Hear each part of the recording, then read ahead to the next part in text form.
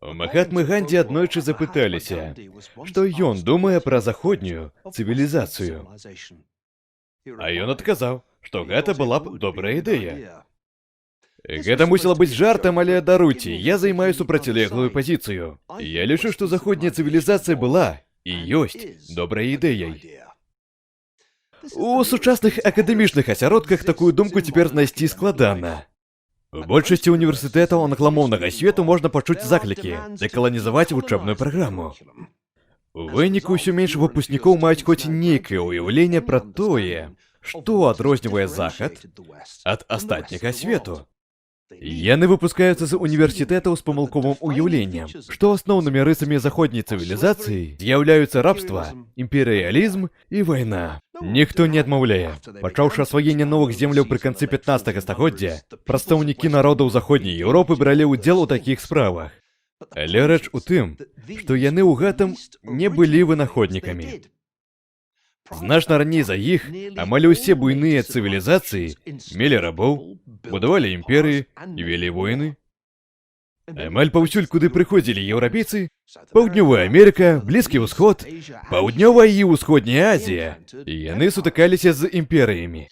Захад выйшаў наперад у першую чаргу дзякуючы шэрагу інстытуцыйных інавацый, якія я называю ноу-хау. Першае. Эканамічная і палітычная канкурэнцыя.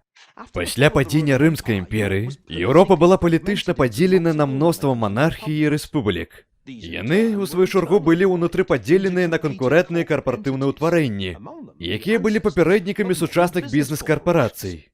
Добры прыклад – банк Медычы ў Фларэнцыі часоў Рэнесанса. Другое – навуковая рэвалюцыя. Усе значныя прарывы 17 стагоддзя ў матэматыцы, астраноміі, фізіцы, хіміі і біялогіі адбыліся ў заходняй Еўропе. Ад ранейшых навуковых поспехаў яны адрозніваліся тым, што дзякуючы эксперыментам і вымярэнням прыроду можна было не толькі зразумець, але выкарыстаць і нават скарыць. Трэцяе. Прававая дзяржава і прадстаўнічы ўрад. У англамоўным свеце паўстала аптымальная сістэма сацыяльнага і палітычнага парадку, заснаваная на праве на прыватную ўласнасць і прадстаўніцтве ўласнікаў у выбарных заканадаўчых органах. Гэта істотна адрознівалася ад тых правых сістэм, якія паўсталі ў іншых месцах, дзе на правы асобных людзей мала зважалі. Чацвёртае. Сучасная медыцына.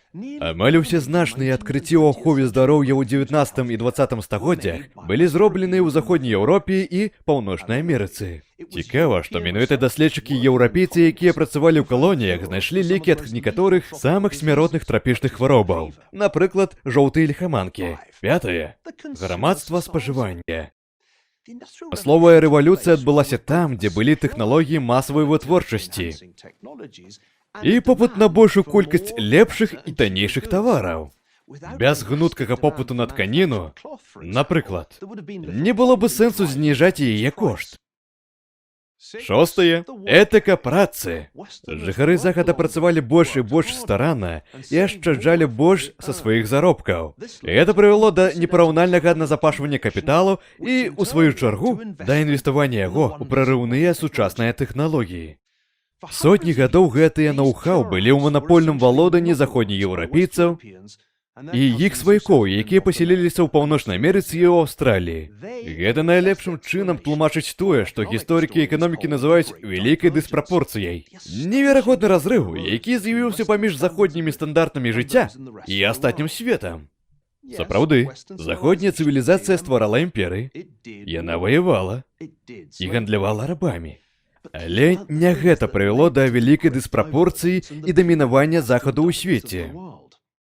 Крытычна важнымі былі гэтыя 6 ноу-хау. І гэтыя заходнія інстытуцыі па-ранейшаму прапануюць чалавецтву найлепшы шанец вырашэння праблемаў 21 стагоддзя. Найбольшай нашай праблемай з'яўляецца не ўздым Кітая, радыкальны іслам або выкіды вуглякіслага газу. Але наша страта веры ў цывілізацыю, якую мы атрымалі ў спадчыну ад нашых папярэднікаў. Уінстон Чэрчыль не сябраваў з Ганді. У 1938 годзе Чэрчыль акрэсліў цэнтральны прынцып заходняй цывілізацыі – падпарадкаванне кіруючага класа народу і яго волі, выражанай у Канстытуцыі. Ці вы ведаеце іншую цывілізацыю, якая б апіраецца на такую простую і бліскучую ідэю? Я? Не.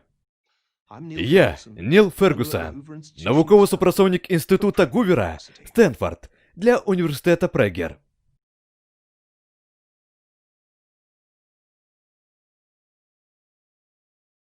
Шчыры дзякуй, што паглядзелі гэтае відэа. Яшчэ пачуемся.